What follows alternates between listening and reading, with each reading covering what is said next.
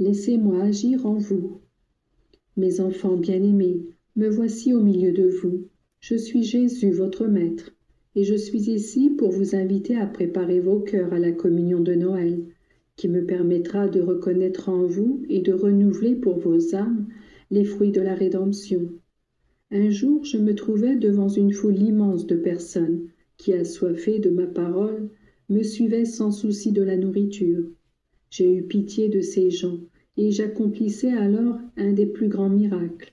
Je multipliai quelques pains et quelques poissons, de sorte qu'ils suffirent pour tout le monde, et qu'il en resta même 7 corbeilles. Aujourd'hui encore, il y a ceux qui ont besoin d'être nourris, mais qui refusent la nourriture que je leur donne. Il y a ceux qui recherchent uniquement le pain matériel et ne désirent pas ce pain surnaturel qui est nourriture de l'âme. Et il y a ceux qui gaspillent ou reçoivent sans amour le pain que moi je donne. Vous ne devez faire partie d'aucune de ces catégories. Vous savez que lorsque j'enseignais à demander au Père du ciel le pain de chaque jour, j'entendais parler de l'un et de l'autre, c'est-à-dire de la nourriture matérielle et du pain eucharistique. Mais, mes enfants, comment pourrais-je faire comprendre une fois encore mon désir? De même que la foule qui me suivait serait morte en route si elle ne s'était pas nourrie de ce pain miraculeux. Combien de personnes meurent spirituellement parce qu'elles ne se nourrissent pas de moi? Moi, je suis le pain vivant descendu du ciel. Je vous parle de moi alors que vous vous apprêtez à célébrer la fête de ma maman, qui a donné vie à ce pain vivant. Et que vous rappelle la fête de son Immaculée Conception, sinon la pensée que vous aussi, vous devez être purs de cœur et d'âme, afin de pouvoir m'accueillir en vous. Sa pureté, sa candeur se reflètent sur celle de la blanche hostie, dont l'apparence cache mon corps, mon sang, mon âme et ma divinité. Comme je voudrais que tout le monde s'approchât de l'autel, avec des désirs de pureté et de sainteté. Ce que beaucoup refusent de faire, faites-le vous, et ne mettez pas de limite à votre ferveur et à votre amour.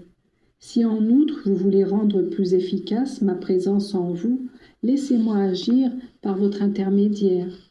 Faites en sorte que vos pensées, vos paroles et vos actions aient une empreinte divine. Peut-être adviendra-t-il que vos êtres chers, qui jusqu'à présent sont demeurés sourds à vos exhortations, m'écoutent, qu'ils reviennent à moi et décident de changer de vie. Je vous ai dit parfois que, s'il ne vous est pas possible de parler de Dieu aux membres de votre famille, c'est à moi que vous devriez parler d'eux. Maintenant, je vous demande davantage. Je vous demande de me laisser faire. Je parlerai à leur esprit, à leur cœur, mais je me servirai de votre bonté et de votre prière. Je me servirai de votre foi, de vos sacrifices et surtout de vos communions bien faites. Si ensuite vous me demandez quelles conditions doivent avoir vos communions pour être vraiment selon mon désir, je vous dirai que le meilleur est cette humilité qui vous fait vous sentir vraiment pauvre et indigent devant Dieu. Si un pauvre frappe à votre porte, vous ne le chassez pas, mais vous l'aidez, et s'il se présente avec humilité, vous l'aidez plus volontiers.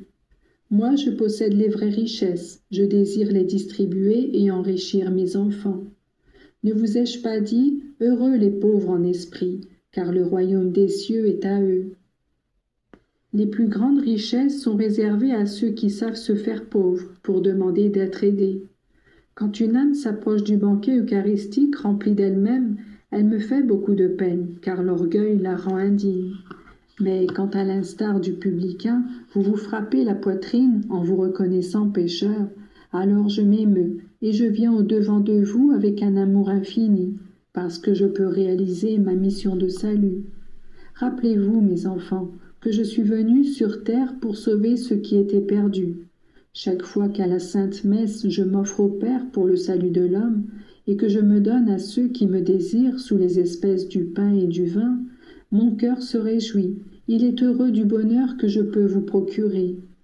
Je vous bénis tous, mes chers enfants, et je vous confie avec une particulière prédilection à ma maman, afin qu'elle vous prépare à chaque communion et à la dernière rencontre qui marquera le début d'une joie infinie pour l'éternité.